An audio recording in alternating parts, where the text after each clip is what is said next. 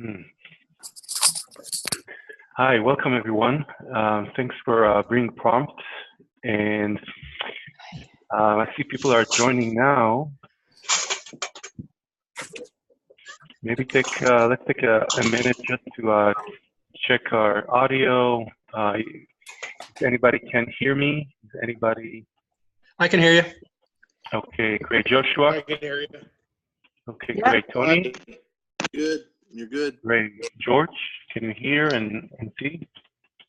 I can hear you and see you, sir. Great, thank you. Niv? Good morning.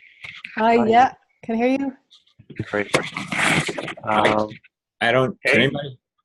Can anybody hear? Hey. Rami, can you hear me? No. Let me just go by the names because I see there's a lot of people joining. I just want to make sure.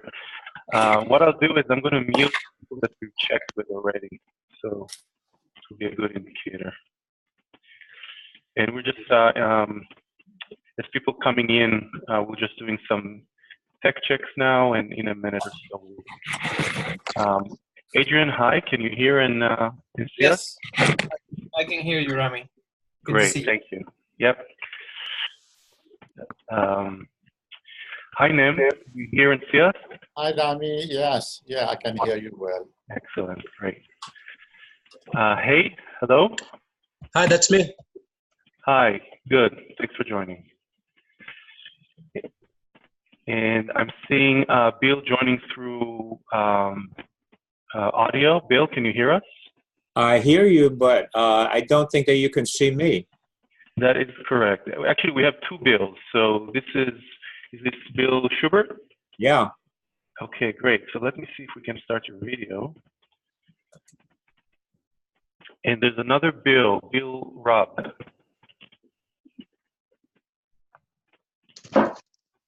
Hello, Bill. Hi. Okay, hi Kiva. Thanks for joining. We're just doing a little tech check as people are joining in. So I can hear you. That's good.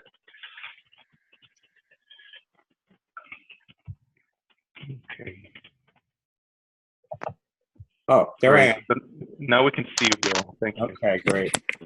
Yeah. So Kiva, just so you know, we're doing a bit of a tech check. Anybody that we could hear, I'm going to mute, and we're just going to see that everybody else is available. So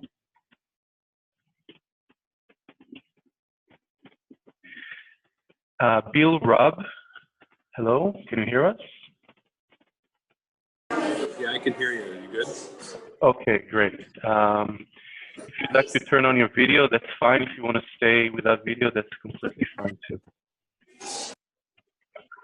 Okay, here you are. Great. I'm going to mute though. I'm in a public place, so it might get a lot of background noise. Great. So let's just let's stay muted, and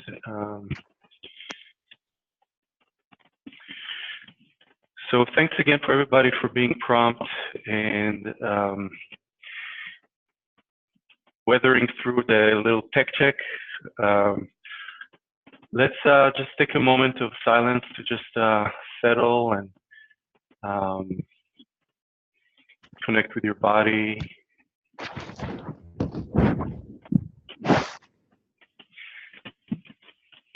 Or your pet. You can leave your eyes open or closed. If your eyes are open, you can just imagine all these people in front of you in different places in the country, in the planet. Some people are here from different continents.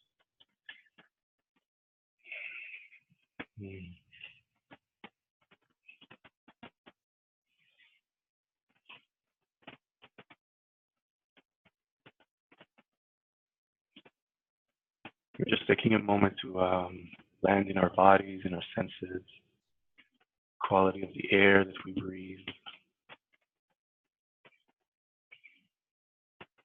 Maybe a sense of curiosity or any other feelings, an energy that's moving around.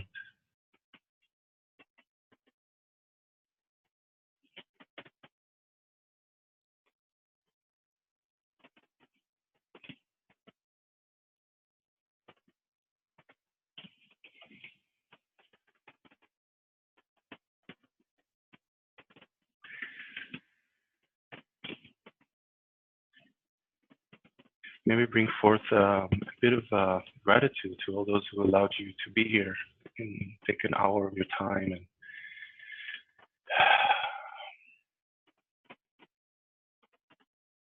let you dedicate this time to something that is important to you. And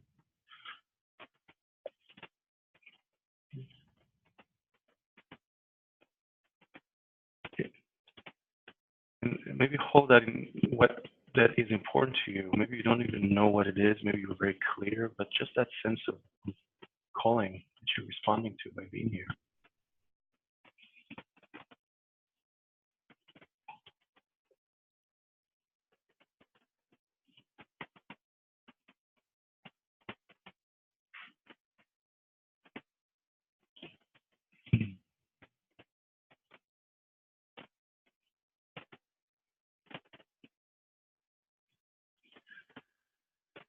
Right.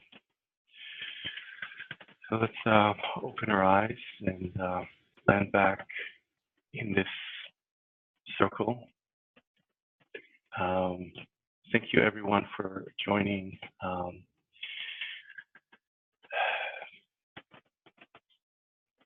I'll give a little bit of introduction just in terms of what to expect for this meeting, what was the intention behind it. First, I'll just introduce myself. My name is Rami Afal. I'm the Executive Director of Zen Peacemakers International. And I'm very excited to be on this particular call. And just to understand that the intention for this call was really to start bringing our members together. Our members are really the expression of what Zen Peacemakers are International are doing right now, which is creating a network of a different kind of social action around the planet. A lot of us are active locally in our region or continent even, but there's a huge amount of wisdom that we can glean for each other and actually bring forth this sense of interconnectedness and this Indra's net that we talk about, because the needs that we're addressing all over the world are universal. And part of what I've had the privilege of working with Bernie for the last few years and traveling with him and really seeing that in different countries all around, from Europe, the Middle East, Africa. We have so much in common in terms of the challenges and the gifts that we bring. And I mentioned Bernie. Some of you may know of him. Some of you are brand new and maybe not know of him. Bernie Glassman is the founder of Zen Peacemakers and Zen Peacemakers International. And he really started 30 years ago with this new idea of having practice, a spiritual practice, a particularly Buddhist practice, be completely engaged in the world. The engagement is the practice. There is no separation. And he really took on his vision to make this robust and active and fresh. And he brought to this vision his sense of entrepreneurial, social enterprise. And this is one of the reasons that I was excited to work with him. This is how I reached out to him. I reached out to him not as a student and not as devotee of a spiritual teacher. I really came up to him as an organizer and as a budding entrepreneur. I wanted to see how I can use all the resources that I have, skills, finances, connections, networking, all of this together with these deep teachings of and foundation of coming from wholeness. And being curious what form it can take. So I love those three tenets that he came up with of not knowing, of bearing witness, of taking action.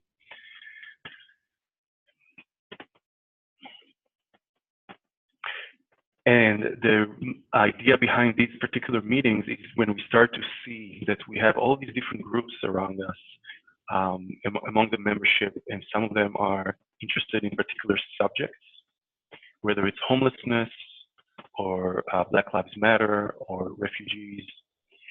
And then there's this other way of looking at us in terms of our callings. How is it that we're being called to serve? And those callings can be applied to a lot of these different fields. regardless of the fields, what brings us together right now is the skill set and this ability and this curiosity of bringing enterprise and entrepreneurship into social action through spiritual practice. And that can be applied to all of these other fields. So this was the intention of creating these clusters, and they can change, and we may do more meetings on particular fields. This is an experiment in itself. This whole Zen Peacemakers International the past year was as enterprise and new enterprise itself. So thanks for being part of it. And in terms of the format for this meeting for this hour and a half is, first I would love us to just go around, and if you see that I've assigned numbers to each of you by your name. So that way when we go around, you don't need to wait for me to call on you. You can just follow up if you're next in number. And usually when we do any circles or sharings, sometimes we use a format that's called Way of Counsel, and it's kind of like a core practice that we use. It really fosters intimacy and connection, and sometimes it also gives voice to a collective.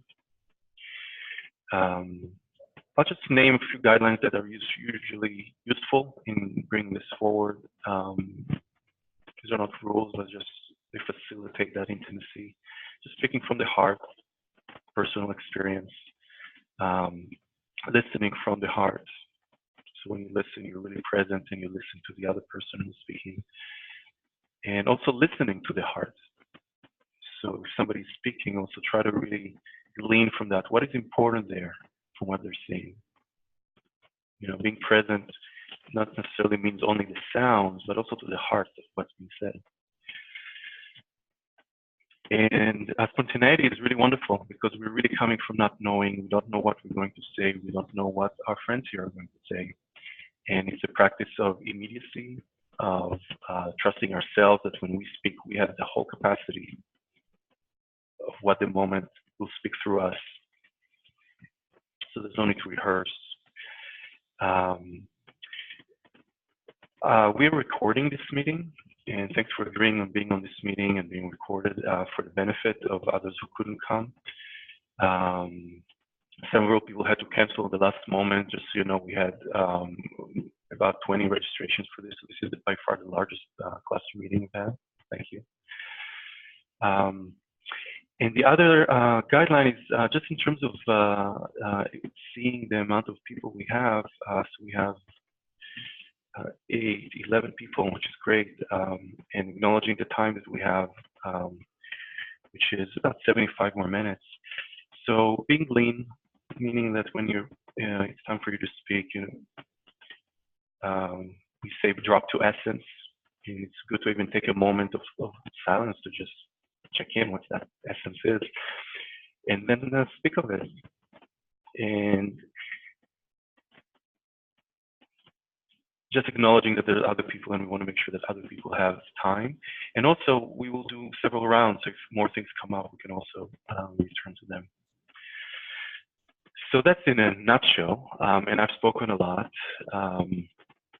I would love to just start with a quick round of just introduce yourselves, maybe say where you're calling from, and enterprises or ideas, or what brought you to be on this call, whether it's just the aspiration or things you're already involved in. The one thing that I would love to keep this call right now is I would love this to not necessarily turn into a brainstorming, kind of like social project support in terms, because we all have really great ideas and things will start sparking as people talk. We may do that in following rounds, and we may even do a whole meeting just on mutual project support, because that can be really exciting. I'm excited to do that. For the get-go for this is really about connection. We have a lot in common. We don't even know how much we have in common. And just by learning, by hearing one another, hopefully that connection will develop. And also, please feel free to take it on after this meeting. Anybody who's on the call today is available on the membership platform, and you can make contact. So as we check in, let's just really connect with that inner calling of how we got on this call. And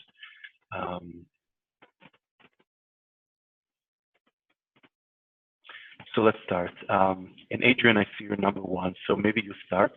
And then the next person, if you look at the numbers, who's the next person?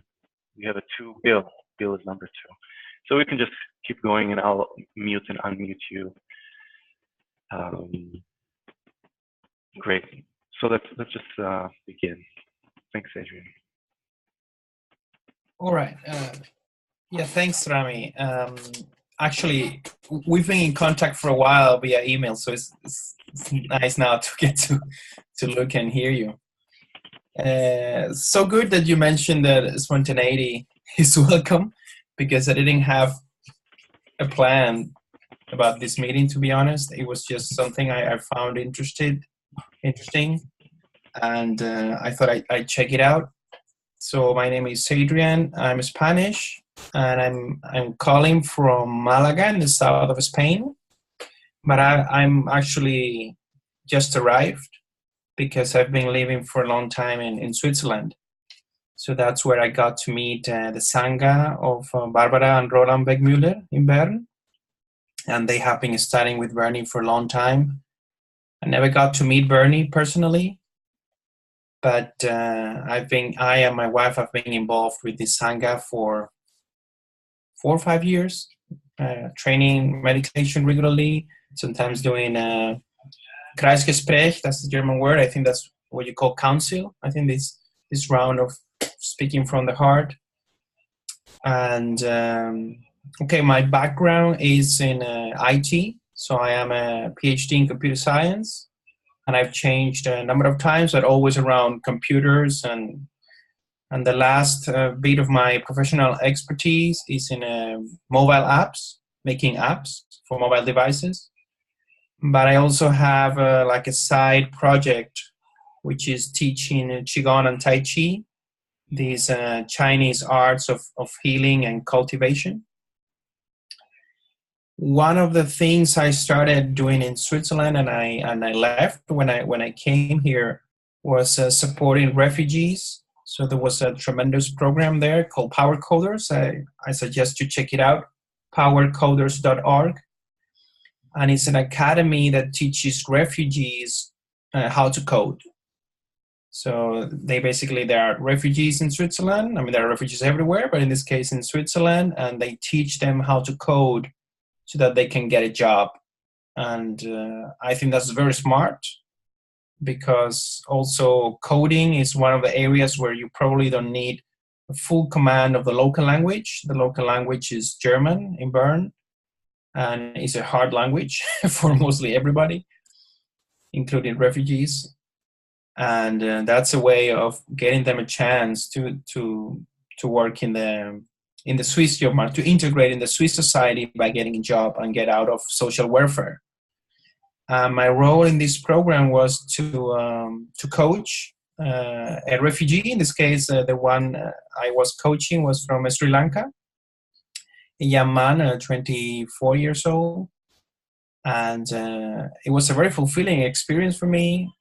And I, in a way, thought the most important thing was just to be there, just to be there. And these people are often far away. I mean, always far away from their families. And it's rough. And I could identify, because being a foreigner myself, a lot of the challenges he was going through, I mean, they were upscale versions of the same challenges I had been going through as a foreigner. I mean, I was obviously in a very good condition, because I had a job contract and I could travel easily. But I could relate very much to his situation. And yeah, that's an area that interests me, refugee. And technology is the other area.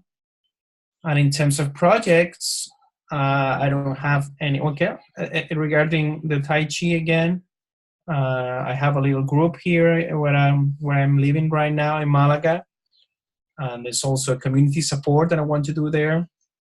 So let's say there's these three areas, right? There's one, the refugee program, the IT professional activity, and the Tai Chi Qigong activity. What I'm going to do next is quite open right now, to be honest. And yeah, in a transition phase. So I guess that's when it's most apt to be in this meeting and to be inspired and maybe get ideas and possibly even contribute to something. And yeah, that's all for now. Let me know if you want to know more or if you have questions.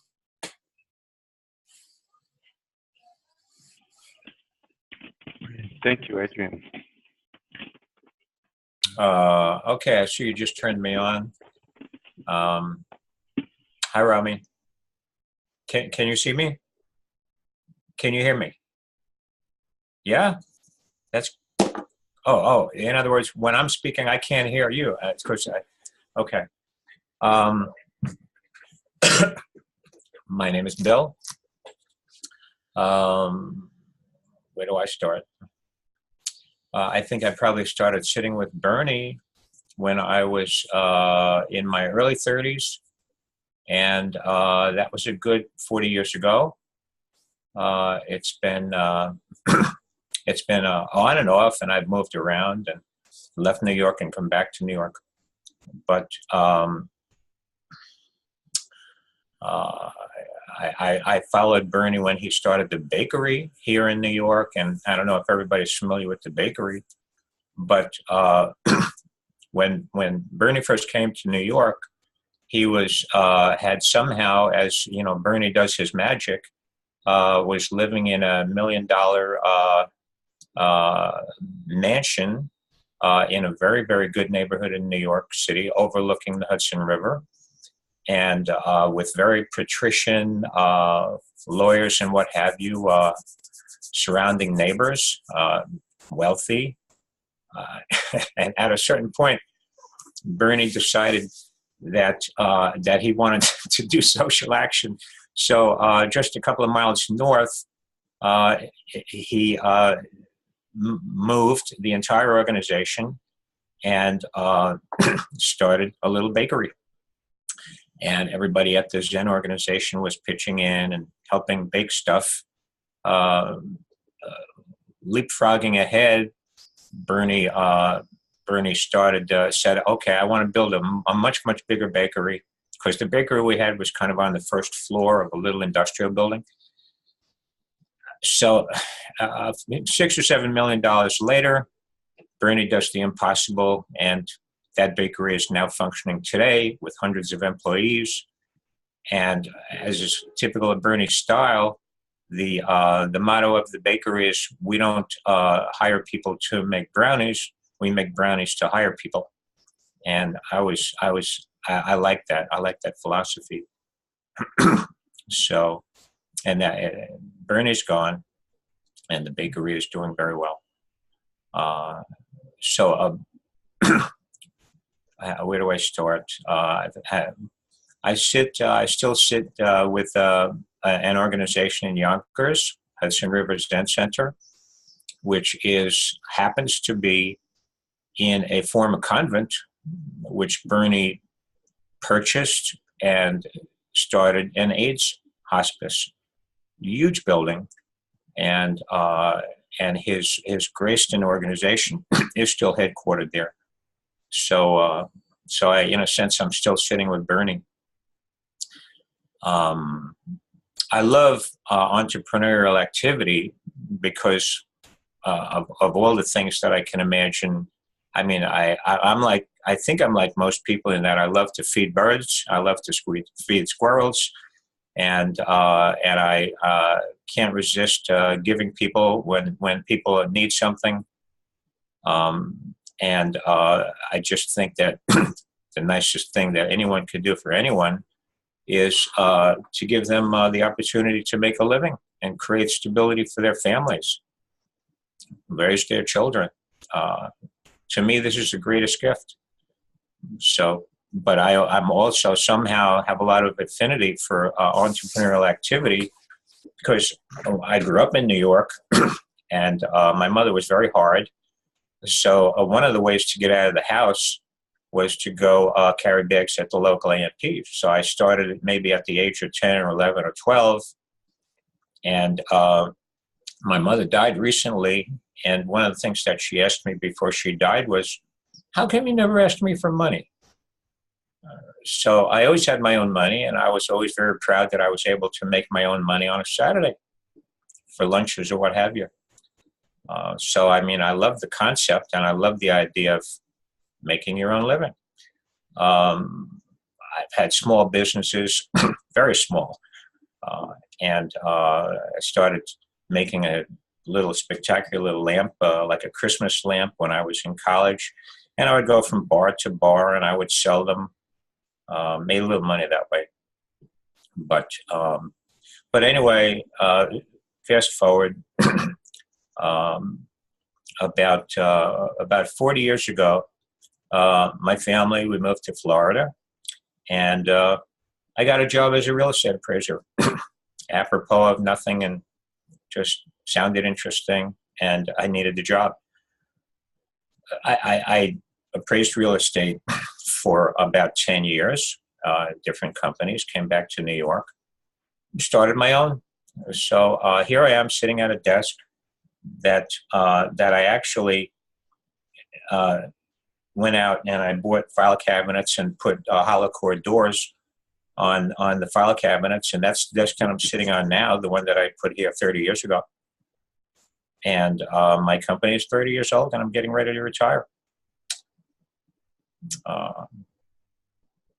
I would like to spend a good deal of the rest of my life helping creating prosperity for people, particularly people that have the least skills, and I have ideas. I like the concept. One of the ideas that I have is a very unskilled labor, but rather highly paid, is auto body work. It's very expensive, and no matter where you go, it's going to cost you $2,000 to have them fixed at scratch in New York. So I kind of like the idea of one of my business ideas is to hire and train and maybe establish a small school for maybe high school grads and give them the opportunity to make a good living. And perhaps there's room in the industry for that. So that's where I'm at. I'm in the next few years. Probably it feels very strange for me to think about it, but I think that I'm going to have some time, and I'd like to put it to good use. I love talking to people about small business, and I'm excited about being in this group.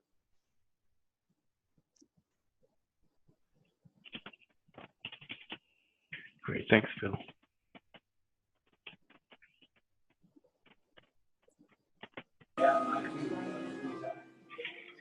Good, Rob, go ahead. Okay, hopefully everybody can hear me okay. I'm in a coffee shop today. I'm in Auburn, California, where I am for work. I live in central Pennsylvania. I've studied under Sensei Stoltz, who I believe I see on the call here somewhere, for about 5 years now at the Blue Mountain Lotus Society. So I'm happy to see his face as well. I am going to let you know I do have to hop off probably in about 20 minutes. So if I go away, it's no offense, but I do have to get to a meeting.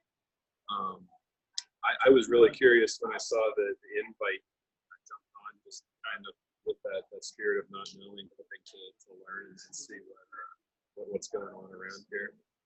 My background, I'm a risk management consultant. I work with businesses to create resiliency to risk, and that's very broad. It could be anything from employee safety issues to financial concerns. So we continuously work with businesses, in my estimation, to keep people from suffering.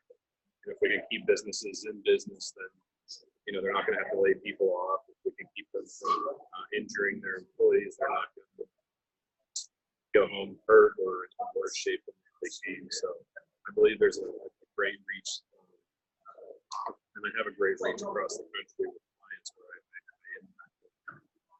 I'm also a student at Abilene Christian University where I'm working with my doctorate in organizational leadership. So I'm about 2/3 of the way done with that. And hoping to apply that to the world that I live in as well. And this spring, I will be teaching risk management insurance at Florida State, and then hopefully ushering the next generation of consultants and individuals to help reduce suffering across the country through our discipline. I'm going to keep mine short because I know there's a lot of background noise here, but I'm really interested to hear from everybody else, and I look forward to being part of the group. So thank you.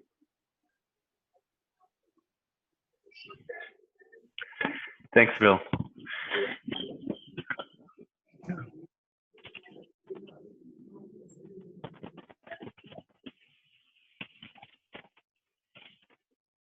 Hello, Rami, everyone.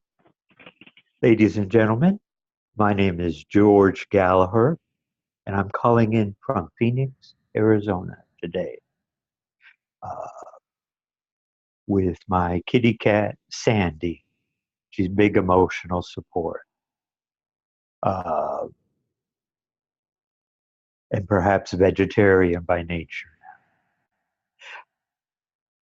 I was called to service, I think initially by His Holiness the Dalai Lama and his emphasis on bodhicitta, or compassion for other beings.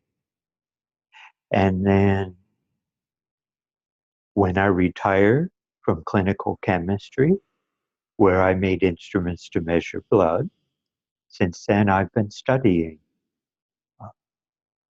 Hinayana Buddhism and the Pali Canon, Mahayana Buddhism, and the transition to China for Chan, and then later to Tibet or the Lam Rim, Atisha's brand. And then past year, working to learn about Chan and Zen Buddhism. My approach typically is to learn about the history of these traditions and then to begin to select texts in order to understand. So I was following Rashi Joan Halifax, the Upaya, and I think she was a founder of this group. So sadly, when Bernie passed, that's how I learned about Zen Peacekeepers, was the Lion's Roar of Shambhala publication, Tricycle, Upaya, the FPMT, which is the Foundation for the Preservation of the Mahayana Tradition, and then groups such as Zhu Qi, which is another Chan, it's a Chan tradition, Chinese Zen, but they're very service oriented. So prior to learning about Zen Peacekeepers, I was involved a little bit or learning from the socially engaged Buddhist group started by Bhikkhu Bodhi. And I admire the Theravada Buddhists for their translating of the Pali Canon. And now there's the,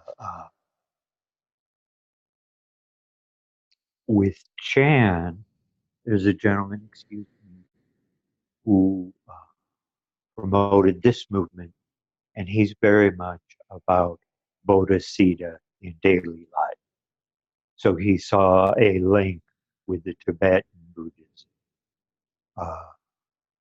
Within Tibetan, Lama Zopa Rinpoche talks about prayers for happiness in everyday life. So I like that quite a bit. So I have been looking for ways to incorporate service or bodhicitta in daily life. The way that I currently do it here in Phoenix is I'm in downtown Phoenix and am a good friend with many of the homeless folks. But I have cared about and worked with many, many groups of repressed or oppressed people during my life, be that uh, with, I guess, a typical Western Christian background, and then adopting Buddhism uh, with that background. And so I am delighted to find a Buddhist organization uh, that puts into action service in daily life. It is not that this is the only organization, but if I can be selfish, I don't have to learn Mandarin in order to contribute, or Tibetan, or even Sanskrit, which does interest me. So I put that out there as a Western Buddhist. I refer to myself as an Upasaka, a lay member of the Sangha.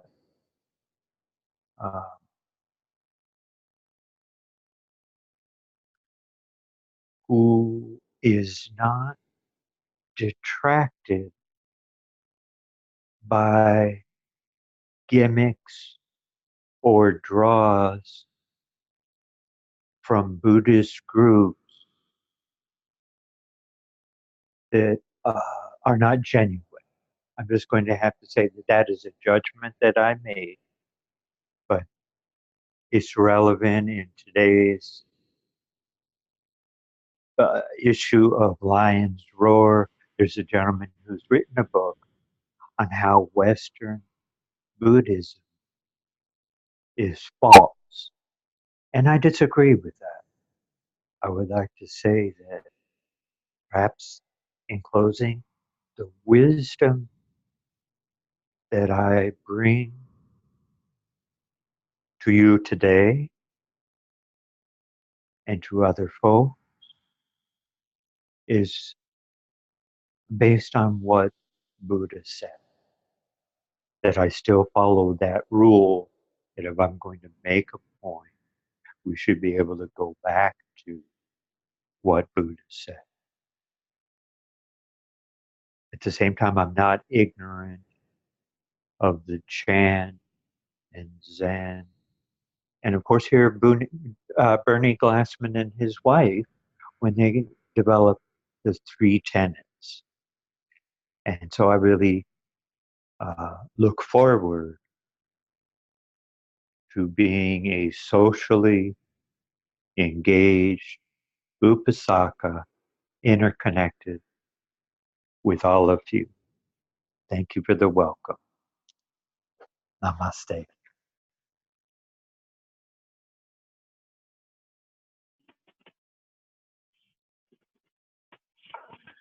Thank you, George. Hey, am I pronouncing your name right? Hey? Yeah, that's it. Hey, like, hey, what's up? How are you? Hey, great. Great, yeah, please go ahead. I do want to be aware of our time and also all of these amazing things that are starting to come together, and I would love to be able to return to them.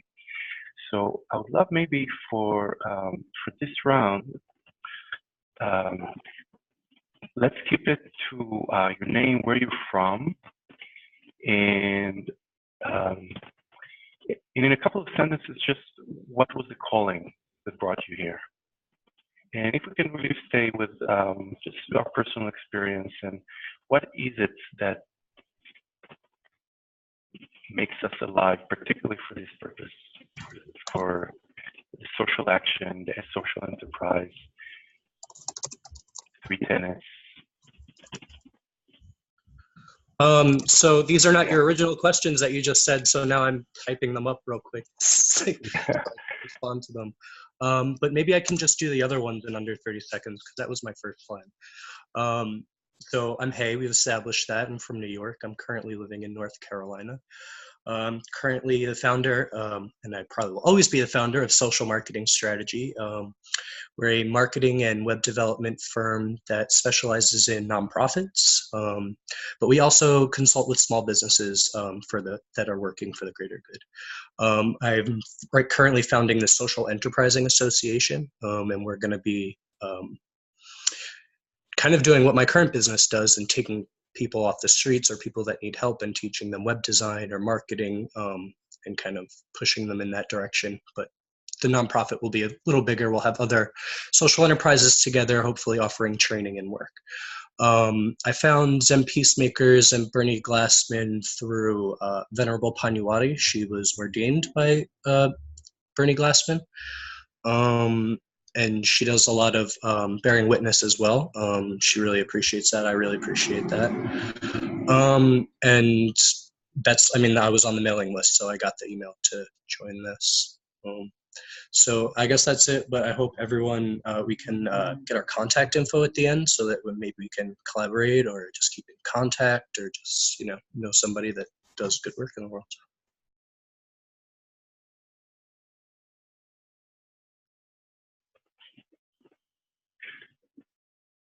Thanks. Hey, Joshua. Hello, everybody. My name is Josh Brown from upstate New York. I'm currently at my wife's house watching my son. He's got a little cold, so he's home from kindergarten today. So I became involved with Zen Peacemakers from looking at and listening to Bernie Glassman's Dharma Talks. Him and his wife Eve's Dharma Talks. They were on Soundscape and different kinds of websites, and leafed through, didn't finish a couple of his books, but got really into the history of, like Bill was saying, of Chan Buddhism, Zen Buddhism. Currently, I'm always trying to bear witness. I'm always trying to live some of the tenets that these founders have done, and I really like Zen Peacemakers a lot. I find that it's really hard to. I live in a conservative part of upstate New York, and it's tough at times to be completely peaceful or giving all the time. I find that I wrestle with my own prejudices and weaknesses all the time. I'm not a perfect human being at all.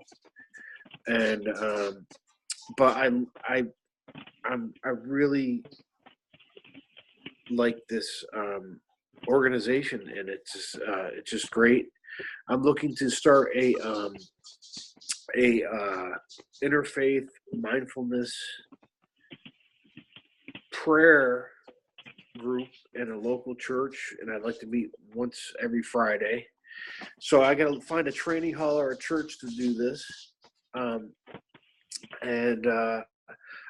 have an entrepreneurial spirit. I work full time. I work second shift. I'm actually a cameraman. I'm a journalist, but I work at night and in the afternoons. But I have some times free when my son goes to school, and once a week, Friday seems to be nice to start something, to meet people and to have a group meditation. And I know I'll find something. It's just it's hard to find the time to actually put everything to action and get on top of that kind of stuff. So to wrap it up, one of the challenges I'm facing is that when I get home at about 12:30, 1 o'clock in the morning, and then I get my son ready for school, it's hard to find. Because I've been meditating for years, and I'm mostly kind of like Zen Buddhist kind of, or Chan Buddhist kind of meditation, but I also pray the rosary a lot. And it's hard. My daily practice has been laxing in the past couple months. So I find that being a part of a sangha like this is really important, and just really glad to be here. Thank you.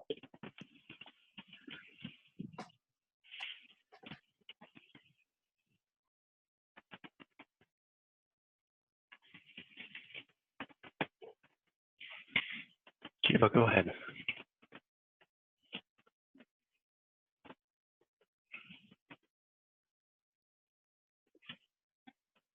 Thank you.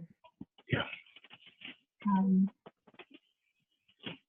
I came to Bernie Glassman through Lex Hickson, and he was very instrumental in helping to find, found the bakery, Greystone Bakery, and the monastery. I used to work for Byteback in Washington, D.C. It's a computer training organization, and bridging the digital divide was its mission. But I've always been a social activist, working in the background.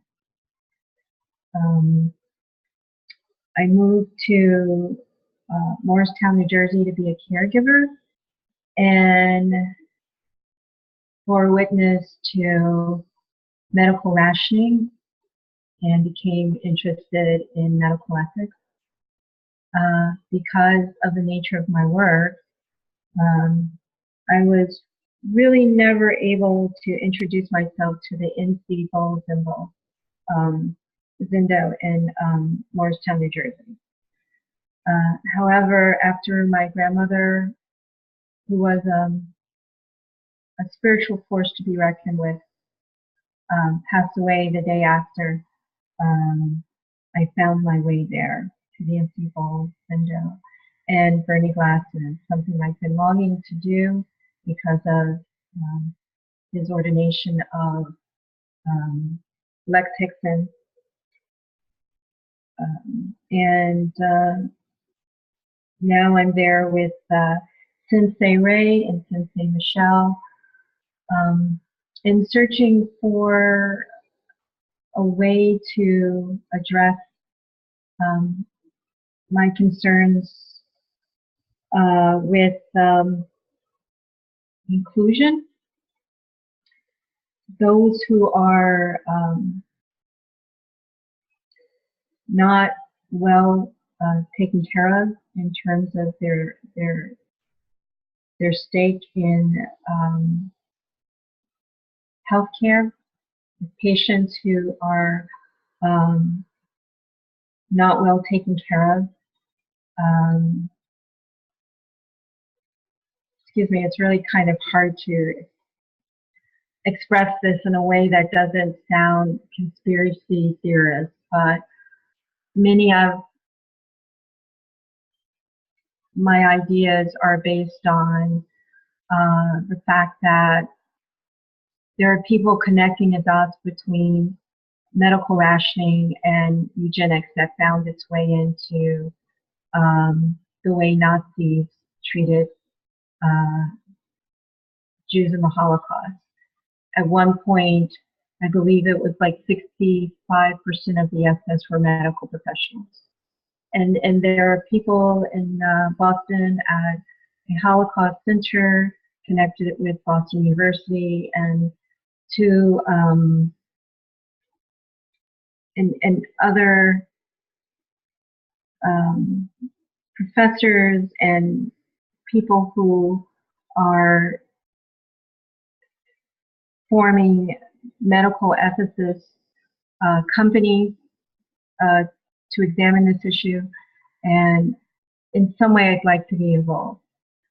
I live in downstate New York, and I have my best friend and I, who is in Morristown, work at a bakery, and we sort of Greystone became of interest because of its open hiring, and we decided to, at least have one person represented here today, and we're just beginning to formulate what we might be able to do on many levels to address our interest in helping to address the issue of medical rationing and other social issues of inclusion. I don't think I expressed this very well, but forgive me for that, please.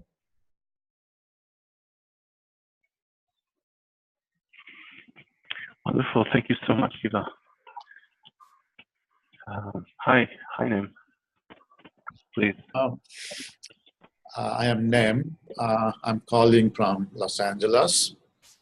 I've been sitting at Zen Center of Los Angeles for about 11 years now. And my background is IT as well, the same as Adrienne. And I have a business that IT business that I started 25 years ago. And I had an opportunity to participate in Bernie's workshop at Yonkers. It was about 3 years ago. And I had opportunity to see Greystone Bakery and all those things. So inspired by that, I started a small nonprofit.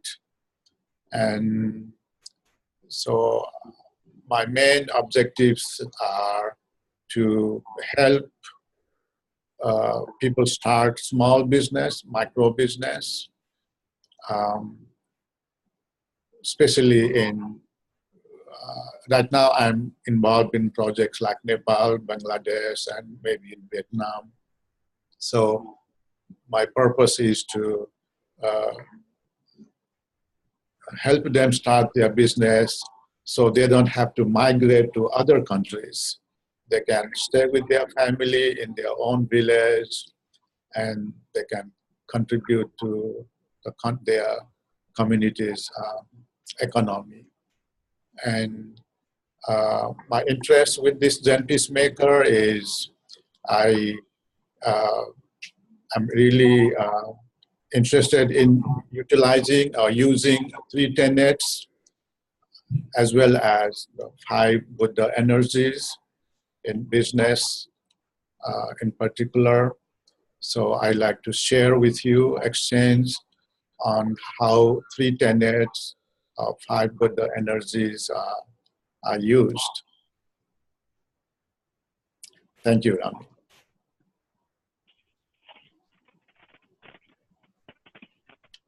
Thank you, Nem.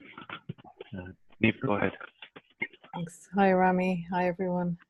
So I'm Neve, and I'm in Dublin in Ireland.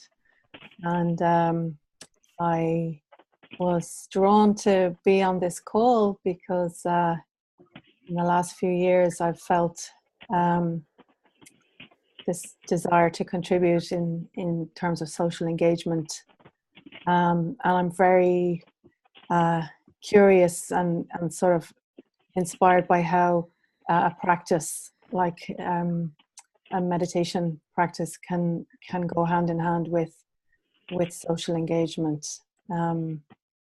So I came across Bernie and his work, although I didn't meet him either, but I came across him through a Jesuit priest and Zen Roshi who would come to Ireland, and I read Bearing Witness and Instructions to the Cook, and so much of it I found very inspiring, particularly around partnership and including the people who we disagree with, and always being open to the possibilities for partnership.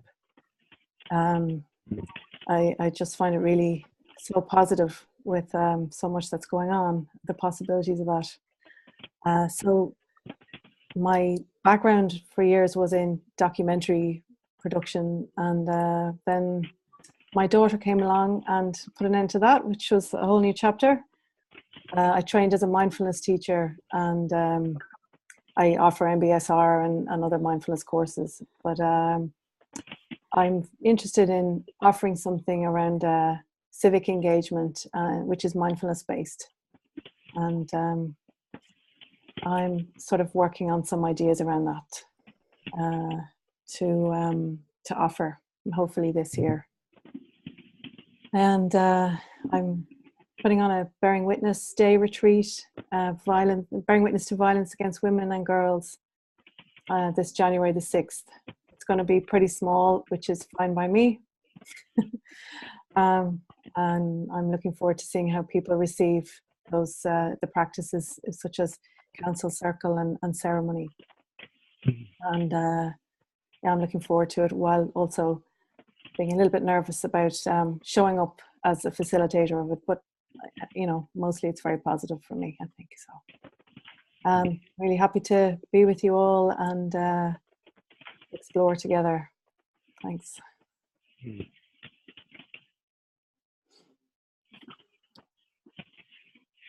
Thanks, Neve. Tony. Hi everyone. I'm Tony Stoltz. I'm the director of the Blue Mountain Lotus Society. We have sanghas in different parts of the country. I've been with Bernie since the old days back when he was in Yonkers. I was on the board of directors there with him, and I was drawn to Bernie because I grew up in an entrepreneurial home with a successful father and businesses. I've had many businesses of my own, and I'm currently involved in getting leaders of companies, CEOs, principals, things like that, involved in doing work that incorporates ideas like the Three Tenets and council. And my most recent work is getting leaders like that together to help influence the way that not only do we do our work, but also looking at the exciting ways in which there are parallels between the entrepreneurial spirit and the idea of plunging and carrying that freedom of expression into the marketplace, and seeing the ways in which those ideas can be used for socially engaged purposes. That's me in a nutshell right now. I do lots of other things, but that's the focus here. Thank you so much, Tony. And thanks everyone for sharing. The few words that kind of stayed with me.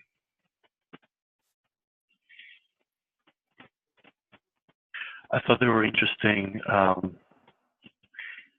One of them was prosperity. Another one was partnership. And the third one was around inclusion, and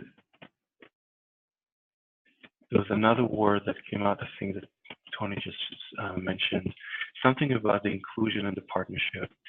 And I'm really trying to think, like, how is it that these words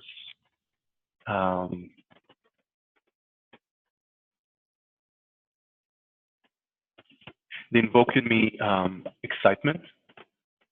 And I think something with the excitement is something that I've found for me, it characterizes this entrepreneurial hat when I put it on. You know, we all have different hats. I have different hats. Something in that hat, when I put on that entrepreneurial hat, something with a percolating excitement about doing, about making things happen, fills me. You know, and you know, I shared in the beginning that, you know, this is how I approached Bernie the first time. You know, and I can just share that, you know, one of the things I was very excited about just past November was that I joined in some human rights think tank based in Colombia that was coming together in different places around globe, and this was in London, this one. It was multidisciplinary, people from different disciplines, marketing, law, strategy, tech. 30 of us were surrounding 4 representatives from different NGOs, civil societies, from India, South Africa, different countries. And I could feel that energy that I invoked just now, because there was this energy of let's make things happen. And the beauty of it, that it was put together by another one of our members,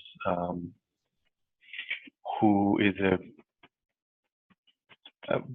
both a follower of the Three Tenets and a member of Zen Peacemakers, and he brought in the not knowing right in the beginning of that workshop. He really put that as like the main principle.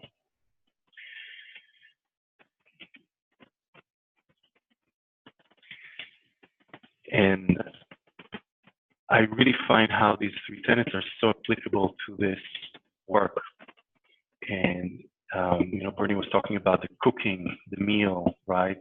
Using all these different ingredients that we have, the abundance, seeing things from an abundant point of view. And I'm thinking how important that is when I need to put that hat on to think in terms of abundance.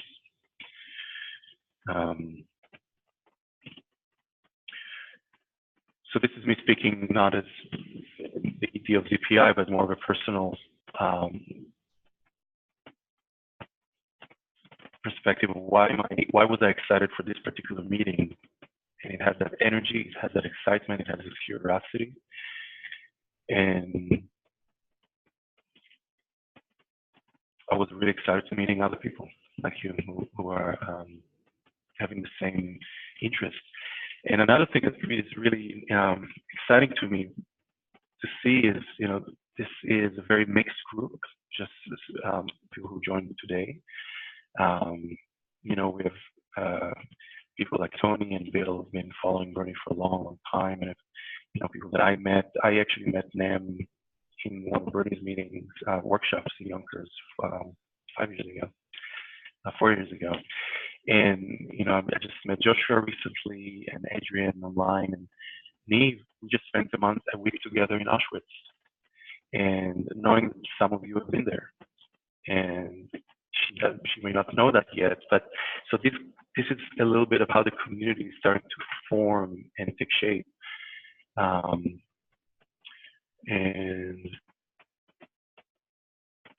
so I'm just excited about that.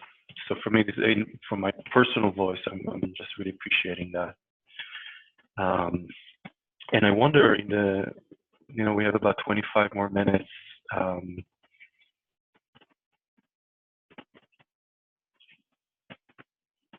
Maybe we can shift to a format of, instead of going in a round of the numbers, we can just raise our hands and I'll just call on you.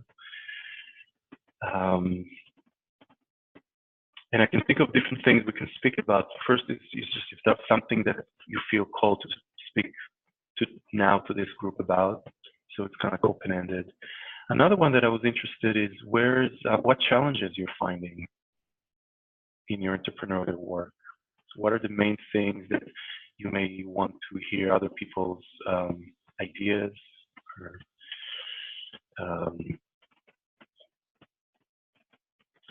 and the third one, if neither of these prompts work for you, just about just the 3 tenets, how that's working for you, the not knowing, bearing witness, taking action, how is that comes to life in your work. And like I said, we have 25 minutes.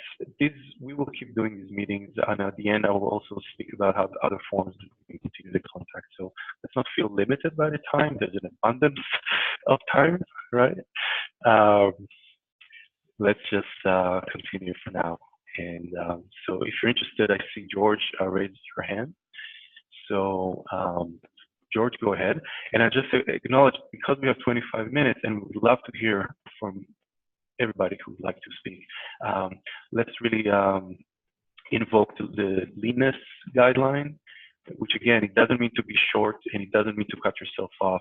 It's just keeping an awareness of coming to essence and think about your friends around the circle who may want to speak as well. Go ahead, George. Thank you. I feel touched in my heart, particularly by Kiva and me. And I wanted to encourage Kiva that what she cares about, I believe I understood. The medical rationing and exclusion of individuals from the care. So please know that I hear that. And then for me, I hail your bearing witness at this time in Dublin, because on this side of the pond, we have heard of the movement, "This is not consent." And this came from a trial, and one of the defense attorneys was exhibited injustice towards the victim. So there is a movement, and I wish you the best on January 6th. So thank you for this opportunity, Ram.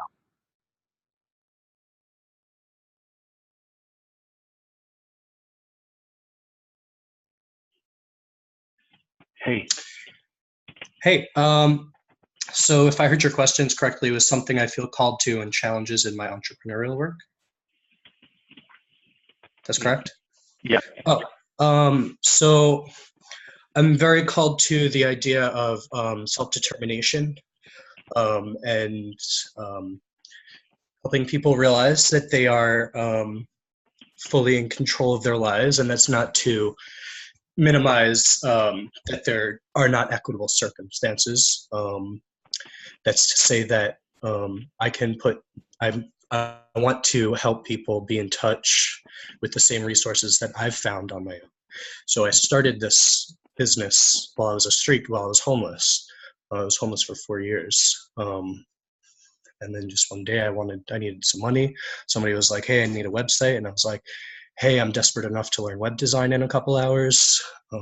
So I did that, and that's kind of like been my driving thing, is like, wow, I was this depressed, anxious, can't, do anything kind of kid, to somebody who found self-determination. And somebody who knows that self-determination is it's something we're born with, sure, but there's so many circumstances and lack of resources in the world for people that people look down on, that it's definitely, people definitely need a leg up sometimes. So that's kind of what I'm doing with this whole social enterprising nonprofit thing, is trying to help people start their own businesses with low overhead, zero overhead businesses, and maybe just a little training behind them, that they can do it. And then I guess the challenges in my work is kind of the challenges that people that I'm supposedly trying to be there for and with, is the same challenges they face. Somebody on the streets is stinking bad and don't have no clothes, so they're not getting a job, or they don't have a phone or something. So, these are the kind of folks that I work with. So those challenges are the same, I would say. And then sort of the perception too that people have on the kind of people that are trying to get a leg up is an issue too. So sort of that marketing branding aspect, I'm trying to figure out how to say, well, yeah, we're all people that society has kind of forgotten in a bit, but we're actually professional and motivated, and we want to do good work. So as a former street kid and a marketing strategist, that has been eating me up. That's it.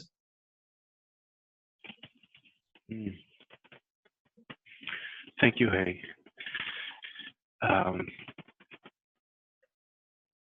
Yeah, I'll just say I really resonated with your words around self-determination and how much of this how much it resonates for me also around practice, right? Spiritual practice, finding the big ground time. under our feet. And the entrepreneurial part is how do you manifest that in a world of, right, of money and impact and thank you so much for just bringing that word. I think it's really brought it to the center. Nem, go ahead.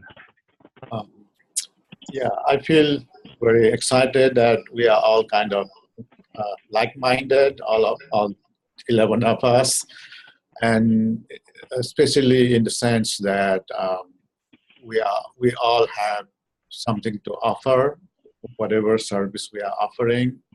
And I was wondering whether, we can compile a list of our offerings. This is the service I offer. This is the kind of people I help, like homeless, refugees, low-income people. And together, we can function as one group, the Zen Peacemaker Entrepreneurs Group. And in that way, we can encourage each other. Like, for example, today I heard from Adrian. Adrian is helping refugees for coding. So if there are refugees in Los Angeles area, maybe I could offer my service to them as well. So this is if we can compile a list of things, if Rami if you could help us create this list, I would be very grateful. Thank you.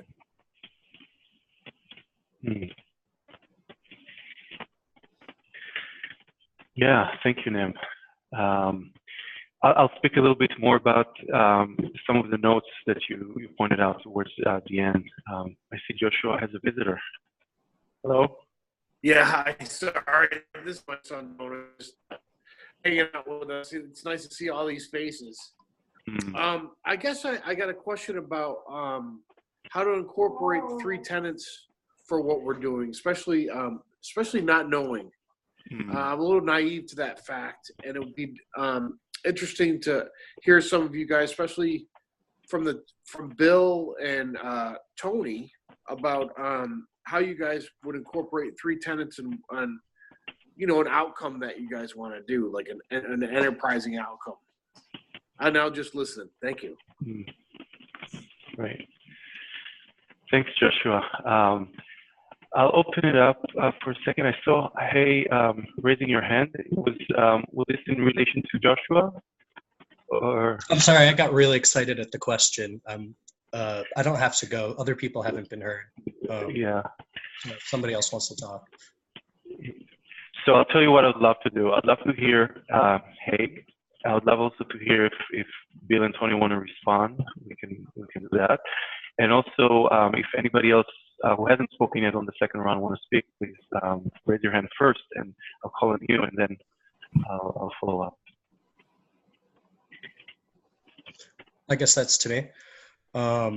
Okay, hey. So yeah, not knowing, that's it's a huge thing, because we have so many like as a nonprofit example, there's a bunch of drop-in centers for food and clothing and all of that stuff. But if you talk to any street kid, they're like, okay, yeah, cool, but this is not what we need. So when we come in and we're like, oh yeah, let's throw all this money because we know, this is what's going on. It's harmful. And then if we look at that in the business sense, it's like, from a marketing perspective, you have to know what people need to be effective. I'm sorry, I probably shouldn't have spoke. But yeah, I try and put that into everything, because actually not knowing is a mindfulness practice. You can't know a thing if you think you know a thing. You have to see the thing.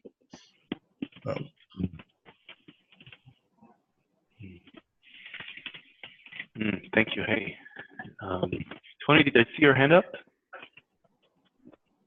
All right, go ahead. Well, I was just going to offer that one of the ways in which we incorporate, at least what I incorporate, the three tenets in working with folks is like, I will bring this into a board meeting. So like when folks are gathered together to have a meeting, we do a type of what I call mindfulness meeting. But we use the three tenets when we're exploring something that's happening. So let's say, like, for example, there's been a problem in a sales department and they're trying to figure out what's going on. Everybody comes in with preconceived ideas of what that might be. So the first part of our practice is not knowing. And so we really talk about that for a little bit, what it means to do that in that meeting setting with everyone. And again, it doesn't mean that we're going to pretend like we don't know anything, but we're going to put everything aside to see if we can bear witness to the problem, and then really try to come up with solutions that may not be based on previous preconceived notions. And so I love incorporating things like that into the actual workings of a company or corporation. And it gets people familiar with the practice, and then you can take it into every other aspect of the company in terms of relationships between employees, relationships with the principals and the founders, CEOs, and it just sort of changes. My experience is it changes the energy of the environment, and you get people working these principles in very practical and engaged ways. So that's exciting for me. I love that part of it, because you actually have something you're working at, and it's not just these ideas, which are beautiful, but you're seeing how it actually applies. And it's really fun to see how ideas like change. One of the things that I teach is about the idea of when a change is occurring. And this is something that Bernie and I used to talk about, which is that it's learning to see change as an opportunity. So even when something is going wrong, like something, let's say you're having a bad sales month, what's the opportunity in this? And seeing it from that perspective, which is a fresh way of coming at it. To me, that's the most exciting part. So I hope that was useful. Mm. Thank you, Tony. I just had that image of, I know in quantum mechanics, they talk about the cloud of possibility, right? And when you said change as opportunity, I never heard that before. I really love that. So yes, everything is changed. Things are changing all the time. I hear that all the time. But what if I invoke the sense of opportunity and that cloud of opportunity? I don't know how it's going to, what path in that cloud it's going to take. But even just holding that image, there's a sense of hope, right? Well, I think hope. Yeah, well, it does. It's a way of working with change that you integrate it into your life so that it's not an enemy, because everybody's either always trying to change to become something else, or they're afraid that once they've achieved a certain status, that they're going to lose whatever it is they have.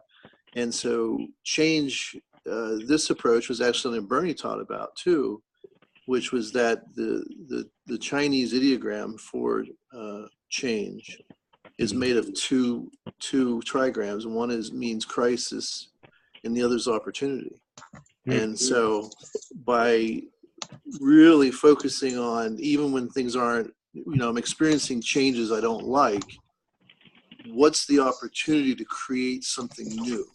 And to see that that's actually how you mentioned physics, and that's sort of the way the universe seems to work. Nothing new can come into being unless something else changes, or in some cases falls apart. And in the entrepreneurial world, the way I've tried to apply this with folks is whenever they see something that's not working, sometimes they put there's so much effort in trying to salvage something when it might be better to let something fall apart and create something new out of it.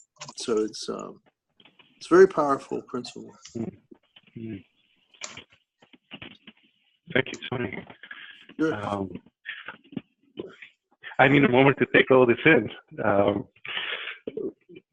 let's take this in for a moment. If anybody else has anything to add or ask another question, we can move for the last few minutes. We have the last 10 minutes. We can move to a little bit more of a fluid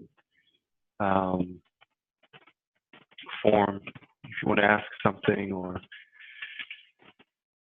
just share or add.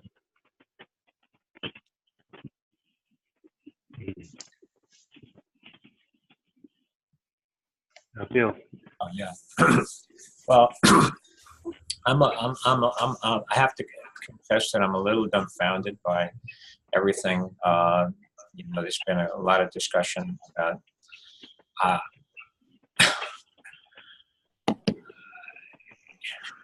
I just. That's it. I'm dumbfounded.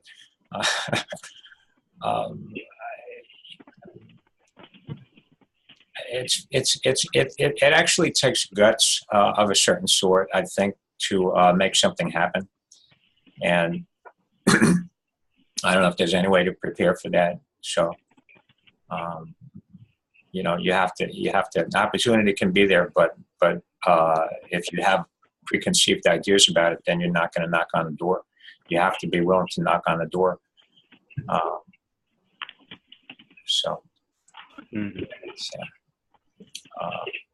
Another idea that is constantly with me is that you know, life is not a zero-sum game. So when people talk about the disadvantaged and people that have nothing, or the homeless, people talk about it in terms of whether it should be an allocation of resources, and you know, the rich control too much of the means of production and what have you. But I mean, I'm convinced, and I know that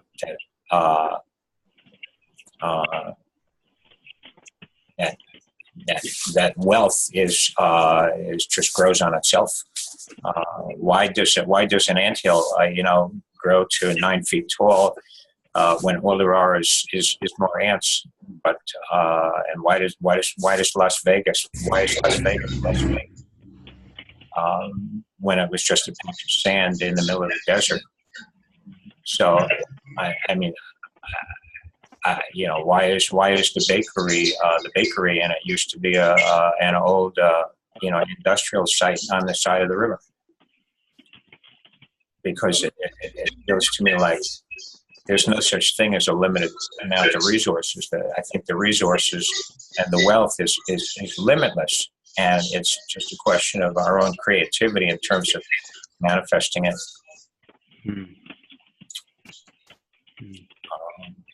I wish I were more verbal, but you know, I love what we're doing, and I look forward to getting down to brass tacks. Great.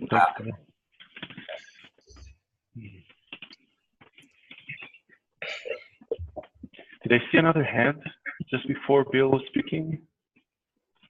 I think that was me, but yeah, I could wait till the end if, you know, nobody's not speaking.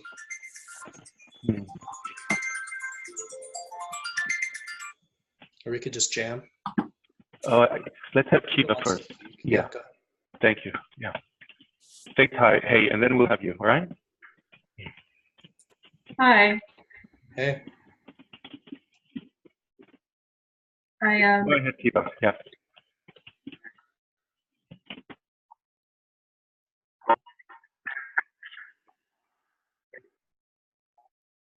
Thank you. Kiva, go ahead. Are you speaking? Thank you. I recently attended a conference in New Jersey for nonprofit organizations, very well attended.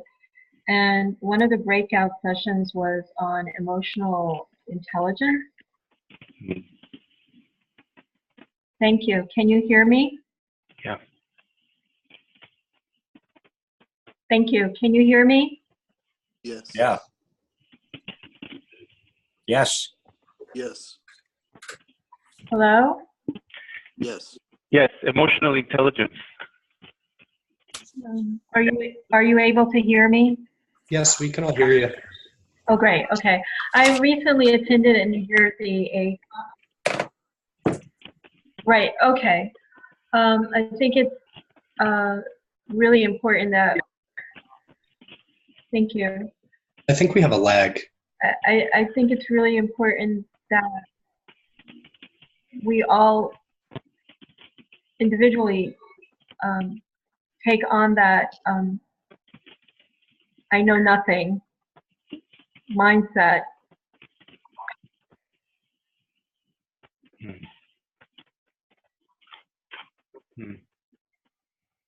Okay.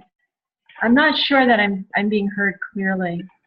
Yeah, but I'll go on and continue, and please let me know if I can't be understood clearly. Yeah. Yeah, I'm just going to write Kiva. All right, then why don't I'll save my comment. Yeah. You know, maybe I'll just, what I heard Kiva say is that the importance of emotional intelligence and training in emotional intelligence. And I wholeheartedly agree with that. And I've found that it was such an important piece for me. And I think it's a really rich subject to talk about, maybe in our next meeting, or why is it so important in enterprise, social enterprise, relationships, communication, self-connection. So Kiva, thank you so much for bringing that up, that subject.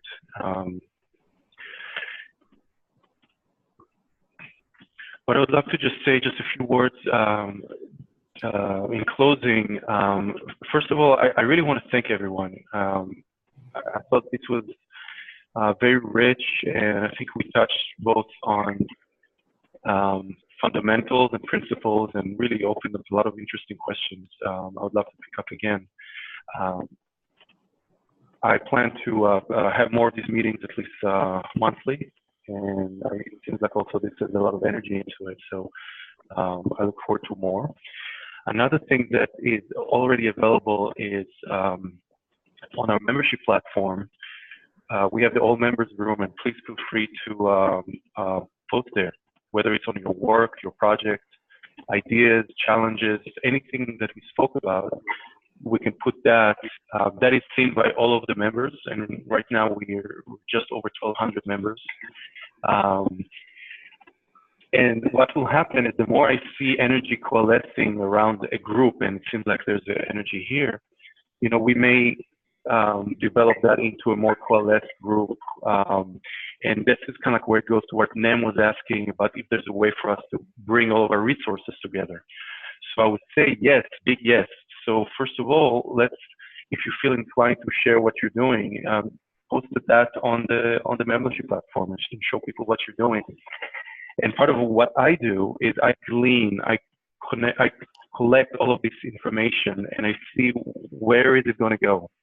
And it could be that in the next meeting, we can give it a little bit more form, and it could be that there will be more people joining. So I just want to encourage and really feel grateful for the energy that the momentum we developed here. And also always feel free to either reach out to me directly if you have ideas, suggestions, questions. Contacting people at this point, I would love, if you want to contact somebody directly that has been on this meeting, find them on the membership platform. You can look that through people's, look for their name. And what I'll also do is I'll post this video so you can also refer back to it.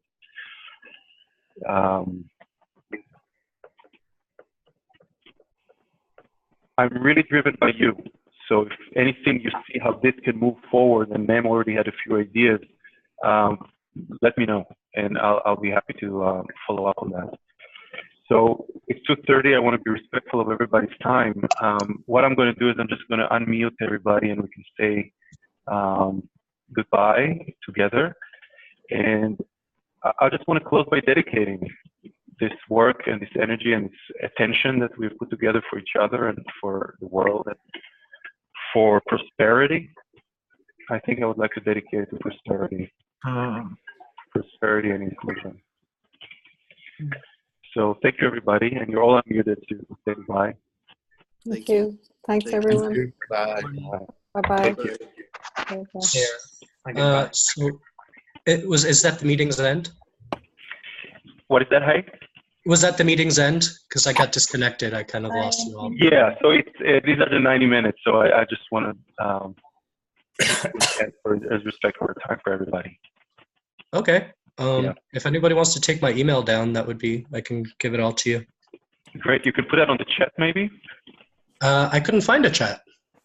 It's the bottom feature. Oh, the one that says chat. Thank you. Yeah. I gotta go here. Everybody, have a nice Bye. rest of the Thank day, you. and take care. Maybe we can. Oh,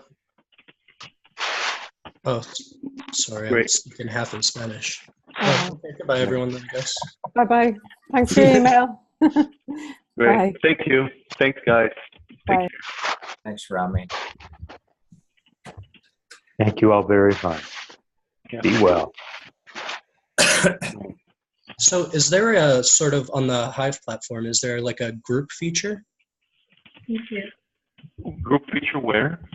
on the platform, on the Zen Peacemakers platform? Right. So one of the things that I was saying earlier is that the more energy that this group will start coalescing, we have a feature that we can create a group for that purpose. So as we go along, and I see that the momentum goes that way, we can definitely open that up. That's part of the function that we want to use the platform for. So I'm hearing that this is something that you advocate for. Yeah. Yeah, I love the idea. I just love the idea. I design these platforms myself for social action. So Great. I like using them. Great. So I'll take that into consideration, and I'll see where that moves. At this time, please feel free to use the all members room, which is really where you can post about anything. And this will be great for people to also see what you're doing. Great job. Cool. Yeah. Thank you. All right. Thank you, everybody. Take care. Goodbye, Rami. Bye-bye.